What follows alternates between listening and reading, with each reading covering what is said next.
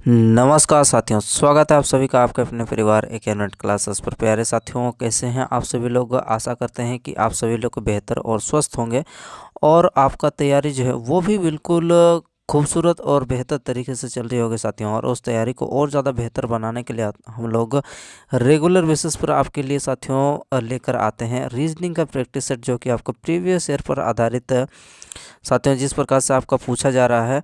जैसे कि हाल ही में आपका आरपीएफ का एग्ज़ाम हुआ, फिर एलपी, फिर आपका आरपीएफ कांस्टेबल का एग्ज़ाम हुआ। तो अभी जितने भी टेक्नीशियन का एग्ज़ाम हुआ, अभी जितने भी लेटेस्ट पैटर्न पर आपका जो प्रश्न आपसे पूछे गए हैं आपका रीजनिंग में, तो उसको हमने इस क्लास में समाहित करने का प्रयास किया। तो क्लास आपका बेहद ही इम्पोर्टेंट एग्ज़ाम की दृष्टि से रहने वाला है। तो साथियों चलिए देने करते हुए क्लास को शुरू करते हैं। तो आज हमारा जो प्रैक्टिस सेट नंबर है वो हमारा 34 रहने वाला है। तो आइए शुरू करते हैं। पहला क्वेश्चन आपके स्क्रीन पर आपसे क्या पूछा जा रहा है साथियों। यहाँ पर 6 मित्र जो कि यहाँ पर सिटिंग अरेंजमेंट का प्रश्न है। पहला ही क्वेश्चन से आपसे पूछा जा रहा है कि CEGI और M जो है यहाँ पर एक गोलाकार मेज के चारों ओर जो केंद्र के मुख करके यहाँ पर एक दूसरे से समान दूरी पर बैठे हैं। आइए इसको हल करते हैं। चलिए साथ साथ में अब भी हल करते रहिए और आपका उत्तर जो है वो क्या निकल के आता है ये बहुत ज़्यादा मायने रखता है। चलिए तो अब देख लेते हैं। 6 मित्र हैं, जैसे 6 मित्र हैं, 1 2 3 4 5 6, 1 2 3 4 5 6।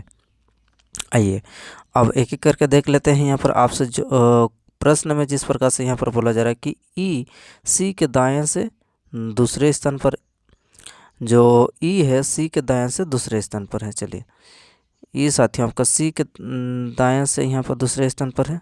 सी अगर यहाँ है तो अब दाएं से किधर हो जाएगा, दूसरे स्थान पर हो जाएगा। सभी केंद्र की ओर समूह करके बैठे हैं। अब अगला क्या बोला जा रहा है आपसे, ये तो हम लोग का हो चुका है। अब यहाँ पर देखिए के जी के निकटतम दाएं है, के जो है जी के निकटतम दाएं है। अगला क्या बोला जा रहा है आपके कि जी और आई एक दूसरे की ओर सम्मुख के हैं। जी और आई जो है एक दूसरे के सम्मुख के हैं। तो यानी कि साथियों आपका अगर हम लोग इसको जी को यहाँ पर बनाते हैं और आई को यहाँ पर बनाते हैं, और एक कंडीशन हम लोग का क्या हो सकता है कि आई को आप यहाँ पर बनाइए और जी को हम लोग यहाँ पर बनाना पड़ेगा जी। तो दो कंडीशन मान के हम लोग चल रहे हैं, एक दूसरे के सम्मुख है। अगला इस लाइन को यहाँ पर देखिए, इस लाइन को अगला क्या है, अगला यहाँ पर बोला जा रहा है कि आई के बाएं ओर जाने से आई और एम के बीच में कौन है। ये हम लोग को तो निकालना है, लेकिन इससे पहले हम लोग को ये वाला पार्ट आपको देखना पड़ेगा कि के जी के निकटतम दाएं है। के जो है जी के निकटतम दाएं, यानी कि के यहाँ पर आना चाहिए। और के निकटतम दाएं के जो है जी के निकटतम दाएं, लेकिन जी के निकटतम दाएं यहाँ पर जगह है क्या, यहाँ पर तो जगह ही नहीं है। तो यानी कि ये जो हम लोग का दूसरा डायग्राम है, यानी कि फिगर जो बना है गोला, ये हम लोग का क्या हो जाएगा, सरासर गलत हो जाएगा। अब हम लोग का कौन बच गया है, कौन नहीं बैठा है। तो साथियों यहाँ पर हम लोग का एम नहीं बैठा, तो एम कहाँ बैठ जाएगा, एम आपका ऊपर में आ जाएगा। उसके बाद हम लोग को देखना पड़ेगा कि आई के बाएँ ओर से, आई के बाएँ ओर से, इधर से आई के बाईं ओर जाने पर आई और एम के बीच में कौन है। तो आपको बताना है कि आई और एम के बीच में साथियों आपका आई और एम के बीच में कितने, अच्छा आई और एम के बीच में कितने व्यक्ति हैं ये आपको बताना है। तो आइए देखते हैं आई और एम के बीच में। तो आई हम लोग का ये रहा और एम को एम को एफ आपके पास ये रहा, और आपको लेफ़्ट डायरेक्शन में यहाँ इधर से जाना है। तो चलिए काउंटिंग करते हैं। ये आपका 1 हो गया, 2 हो गया और ये आपका 3 हो गया। तो ऐसे कितने व्यक्ति हैं जो आई और एम के बीच में हैं, जो लेफ़्ट साइड से आपको देखना पड़ता है आई के। तो उसके अकॉर्डिंग अगर देखा जाए तो ये साथियों ऑप्शन नंबर आपका 2, जो कि बिल्कुल सही उत्तर निकल के आ रहा है। 3 इस क्वेश्चन का राइट आंसर हो जाएगा।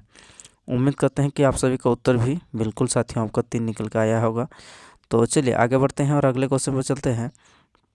अगला प्रश्न साथियों यहाँ पर आपसे पूछा जा रहा है कि ये प्रश्न आपका कैलेंडर से संबंधित है। बोला जा रहा है कि 1 अगस्त 2009 को शनिवार था, तो 1 अगस्त 2013 को सप्ताह का कौन सा दिन होगा। आइए अब अगर साथियों आप एक वर्ष से दूसरे वर्ष की ओर चलते हैं तो आपका जो एक दिन है वो क्या हो जाता है, वो आपका बढ़ जाता है।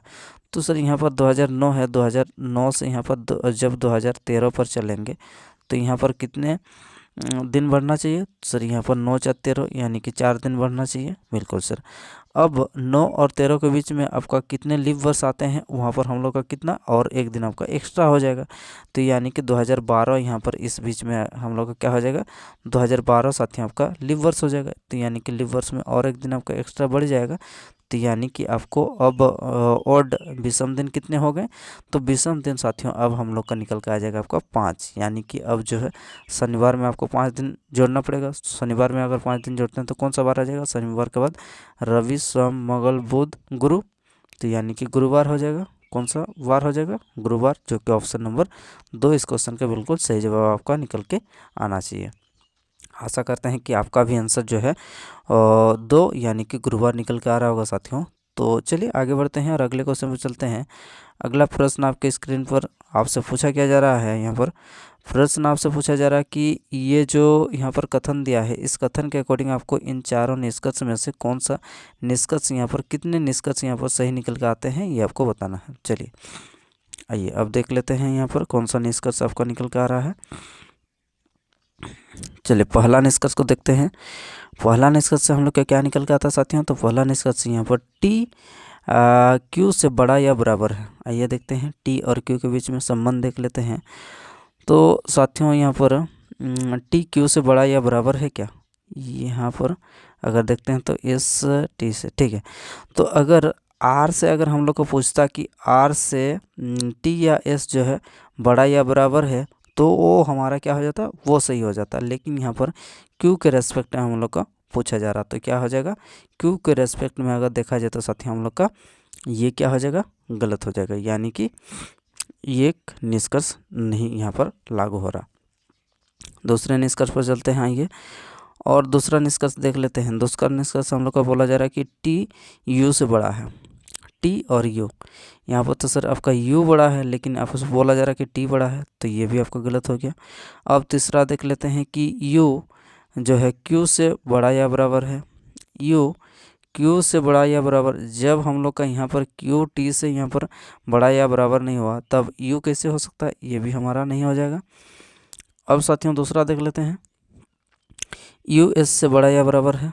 चलिए अब यू और एस के बीच में हम लोग के यहाँ रिलेशन देख लेते हैं। तो ये रहा हम लोग का एस यू। अब ये आप देख सकते हैं, ये तो टी बराबर भी एस है और एस बराबर भी आपका टी है, यानी कि टी और एस में कोई अंतर यहाँ पर नहीं है, यानी कि दोनों सेम है। अब इससे बड़ा या बराबर है कि नहीं है, बिल्कुल सर ये क्या है, ये ऑप्शन नंबर 4 जो है, यानी कि निष्कर्ष 4 हम लोग का बिल्कुल सही है। अब यू जो है टी से और यू दोनों ही से आपको क्या है, बड़ा या बराबर है। तो क्या हो जाएगा आपका ऑप्शन नंबर, जहाँ पर आपका निष्कर्ष 4 दिया होगा वो बिल्कुल सही हो जाएगा। तो यानी कि ऑप्शन नंबर 2 इस क्वेश्चन का बिल्कुल राइट आंसर आपके लिए निकल के आ जाएगा। उम्मीद करते हैं कि आपका भी आंसर 2 आना चाहिए। आइए साथियों इसी तरह हम लोग आगे बढ़ते हैं, हम लोग अगले प्रश्न पर चलते हैं। अगला क्वेश्चन आपके स्क्रीन पर आपसे पूछा जा रहा है, जहाँ पर ये प्रश्न साथियों आपका क्या है, तो ये हाँ, तो ये भी हम लोग का सीटिंग अरेंजमेंट का प्रश्न है। यहाँ पर कितने व्यक्ति हैं, 7 व्यक्ति हैं और 7वां व्यक्ति क्या है, उत्तर की ओर। चलिए अब बनाते हैं डायग्राम। 7 व्यक्ति हैं, 1 2 3 4 5 6 7। अब और एक लाइन खींच देते हैं, 1 2 3 4 5 6 7। चलिए सभी उत्तर की ओर यानी कि ऊपर की ओर देख रहे हैं। अब एक बार नाम को पढ़ लेते हैं, राहुल राहुल राहुल वसीम विनय उदय तीर्थ राहुल प्रवीण, यानी कि हम लोग का सेम जो लेटर से शुरू होने वाला केवल आपका वसीम और ये क्या है, वसीम और विनय है। तो यानी कि हम लोग नाम का पहला ही अक्षर को यूज करने वाले हैं, वसीम और विनय को छोड़ के। चलिए राहुल तीर्थ के बाएं से दूसरे स्थान पर, राहुल तीर्थ के बाएं से दूसरे स्थान पर है। तीर्थ वसीम के बाएं से तीसरे स्थान पर है और राहुल और शिखर किसी भी कोने पर नहीं बैठे हैं। चलिए अब अगला क्या बोला जा रहा है कि उदय विनय का निकटतम पड़ोसी है, विनय दाएं कोने से दूसरे स्थान पर। चलिए अब विनय दाएं कोने से दूसरे स्थान पर, यानी कि विनय कहाँ हो जाएगा, विनय साथियों हम लोग का यहाँ आ जाएगा विनय। और राइट कोने से आपका कहाँ पर है बोल रहा, राइट कोने से आपका सेकंड स्थान पर है, तो यानी कि ये हम लोग का विनय हो जाएगा। चलिए अब विनय के रेस्पेक्ट में हम लोग का और कहाँ पर दिया है, राहुल, तीर्थ, वसीम, ठीक है। हाँ अब यहाँ पर देख लेते हैं कि उदय विनय का निकटतम पड़ोसी है, यानी कि उदय विनय का निकटतम पड़ोसी है। तो अब उदय को कहाँ बनाते हैं, उदय को हम लोग यहाँ पर बनाते हैं, उदय को यहाँ लिख लेते हैं। अच्छा उदय को अगर ऊपर वाला में यहाँ पर लिखे तो नीचे वाला हम लोग क्या करते हैं, नहीं हम लोग एक काम करते हैं, ऊपर वाला में यहाँ लिखते हैं उदय को और नीचे वाला में हम लोग को उदय यहाँ पर लिखते हैं। चलिए अगला क्या है, अब उदय के रेस्पेक्ट में आपका और क्या क्या दिया है इसको हम लोग देख लेते हैं। राहुल तीर्थ के बाएं से दूसरे स्थान पर है, तीर्थ वसीम के बाएं से तीसरे स्थान पर है, तीर्थ वसीम के बाएं से तीसरे स्थान पर, तीर्थ जो है आपका वसीम के बाएं से तीसरे स्थान पर, यानी कि 1 2 3, यानी कि यहाँ पर तीर्थ अगर लिख देते हैं तो वसीम यहाँ पर हो जाएगा। अब अगला हम लोग का क्या हो सकता है, अब साथियों यहाँ पर अगर वसीम होता है तो यहाँ पर आपका तीर्थ होगा, जी बिल्कुल ये भी हो गया। अच्छा वो नहीं हुआ, हम लोग का ये वाला लाइन हुआ है।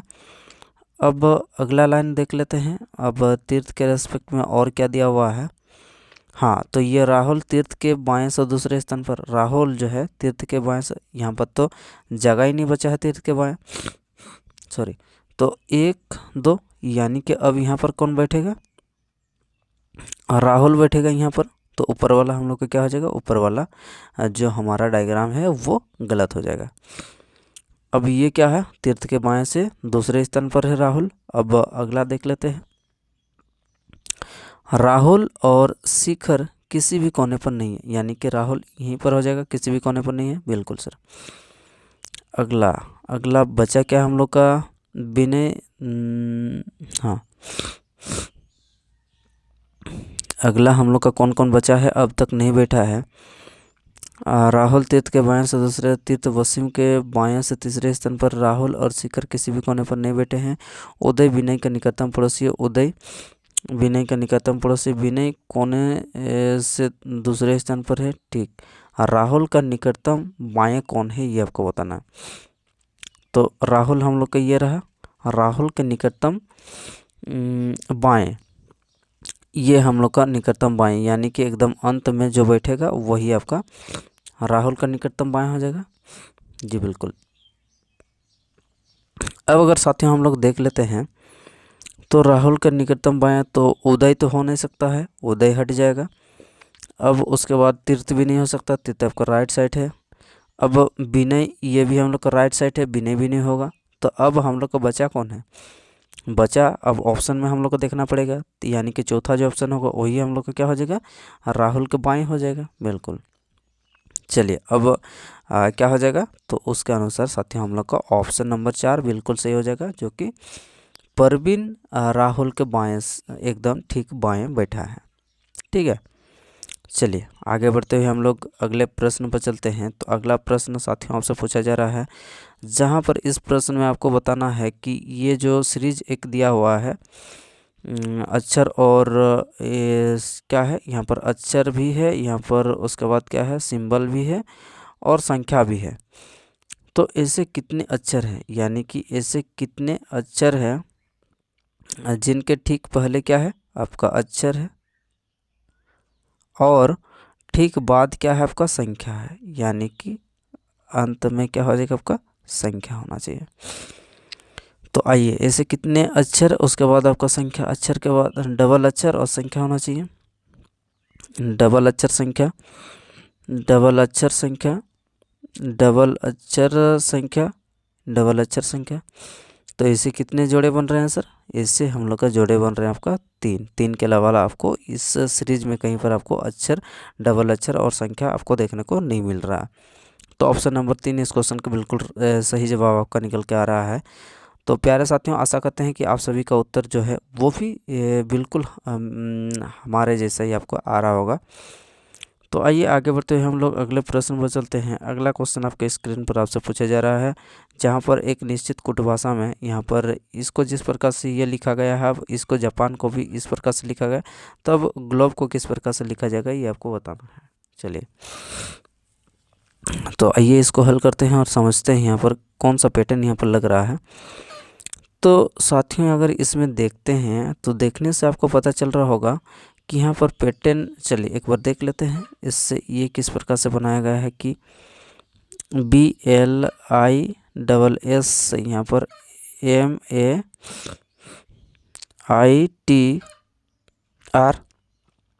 चलिए अब अगर इसको देखें तो देखने से आपको पता चल रहा होगा कि आई का यहाँ पर कोई भी क्या नहीं क्या है, आई को सेम अपने जगह पर रखा गया है।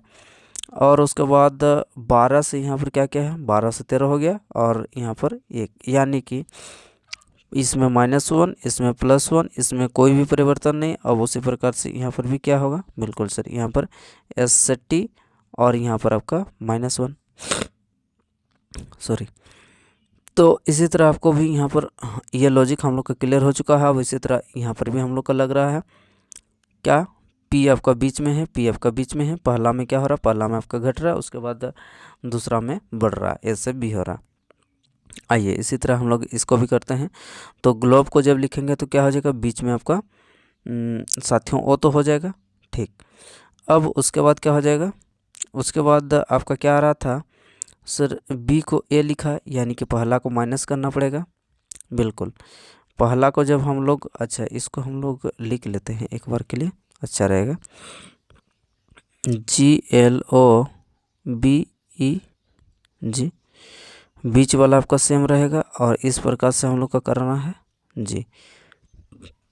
पहले क्या किया गया है आपसे कि -1 +1 -1 +1, यही आपको करना है।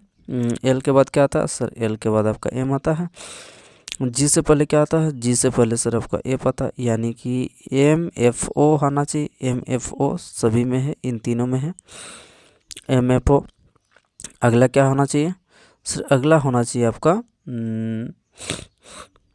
यहाँ पर जोड़, यानी कि E के बाद आपका F आना चाहिए, और B से पहले आपका A आना चाहिए, यानी कि MFO FA आना चाहिए, MFO FA आना चाहिए। कौन सा ऑप्शन में है, तो ये रहा साथियों ऑप्शन नंबर आपका MFO।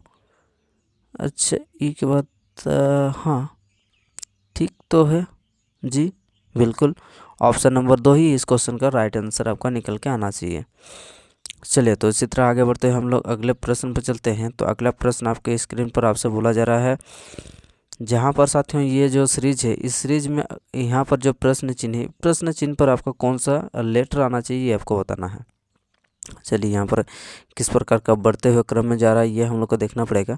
सर 3 से यहाँ पर 6 हो रहा है, 6 से यहाँ पर कितना हो रहा है, 6 से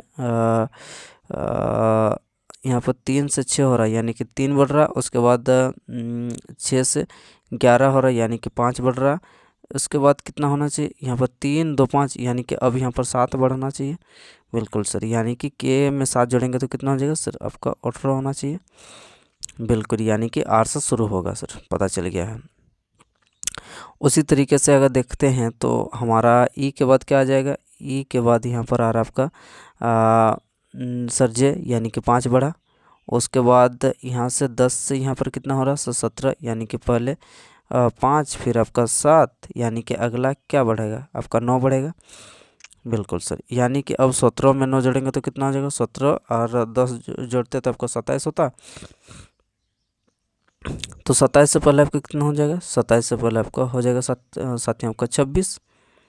तो 26 में क्या हो जाएगा, 26 में हम लोग का Z आ जाता है, यानी कि R के बाद आपका Z आना चाहिए, बिल्कुल सर। यानी कि R के बाद हमारा Z आना चाहिए। अब देख लेते हैं यहाँ पर R के बाद Z कौन सा है, R हो जाएगा, उसके बाद Z हो जाएगा। अब इसको अगर चेक नहीं भी करते हैं तो आप इतना निकाल के ही आप उत्तर जो है इसका राइट आंसर निकाल सकते हैं। उसी प्रकार से यहाँ पर कितना बढ़ रहा, 4 बढ़ रहा है। यहाँ पर कितना बढ़ रहा है सर, यहाँ से 4 से 8 से यहाँ पर 6 जोड़ेंगे तो कितना हो जाएगा, 8 से 14 हो जाएगा। पहले 4 बढ़ रहा, 6 बढ़ रहा, उसके बाद 8 हो जाएगा, ठीक। 8 बढ़ेगा तो कितना हो जाएगा आपका 14 8 14 26 और 2 22 हो जाएगा, बिल्कुल सर राइट आंसर हो जाएगा RZ भी आइए आगे बढ़ते हैं और अगले क्वेश्चन पर चलते हैं। अगला प्रश्न साथियों ये कथन और निष्कर्ष से संबंधित है। इस क्वेश्चन को समझते हैं और उत्तर देने का प्रयास कीजिए। सभी क्या है पाउच आपका बचते हैं, सभी पाउच क्या आपका, सभी पाउच जो है वो आपका बचते हैं, बिल्कुल सर। कुछ बचते घड़ी हैं, कुछ बचते जो है वो आपका वॉच है। कोई भी घड़ी आपका टोस्टर नहीं, कोई भी वॉच जो है आपका टोस्टर नहीं है, ठीक। कुछ टोस्टर घड़ी हैं क्या, टोस्टर और घड़ी में कुछ अंतर है क्या, रिलेशन है क्या।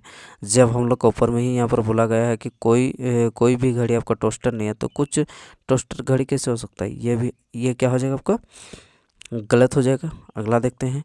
कोई पाउच टोस्टर नहीं है, कोई पाउच, ये पाउच है और ये आपका टोस्टर है। जब आपसे इन दोनों के बीच में रिलेशन नहीं है बोल के बोला, तो ये क्या हो सकता है, ये इन दोनों के बीच में रिलेशन हो सकता है, तो ये क्या हो जाएगा, यहाँ पर नहीं है बोल रहा, तो यानी कि ये भी गलत हो जाएगा।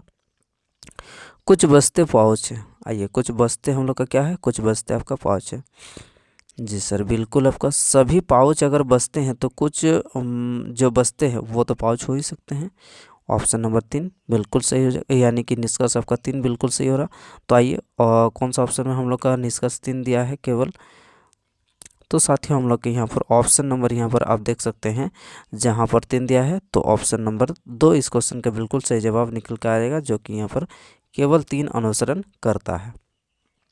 चलिए आगे बढ़ते हुए हम लोग अगले प्रश्न पर चलते हैं। तो अगला प्रश्न साथियों आपसे पूछा जा रहा है, जहाँ पर आपको बताना है कि ये जो प्रश्न है जहाँ पर चिन्ह परिवर्तन करने के बाद यहाँ पर 337 निकल कर आ रहा है, कौन सा ऐसा ऑप्शन है, तो वो आपको बताना है। चलिए देखते हैं यहाँ पर। तो इस प्रकार का प्रश्न में आपको क्या करना पड़ता है, आपको एक तो नीचे से देखना पड़ता है चेक करके, या फिर आपको ऊपर से देखना पड़ता है। चलिए हम लोग पहले शुरू से करते हैं। तो सर यहाँ पर 200 कितना है, 272 है। 272 में भागा को क्या करना, आपको भागा और माइनस का परिवर्तन करना है, यानी कि माइनस की जगह आपको भागा की जगह आपको माइनस लिखना पड़ेगा, बिल्कुल सर।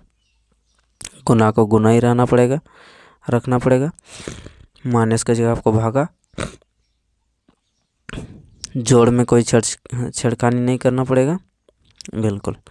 अब 6×3 18 हो जाएगा। जी सर, यहाँ पर 272 माइनस कितना हो जाएगा, 16×3 48 हो जाएगा, प्लस 113, बिल्कुल।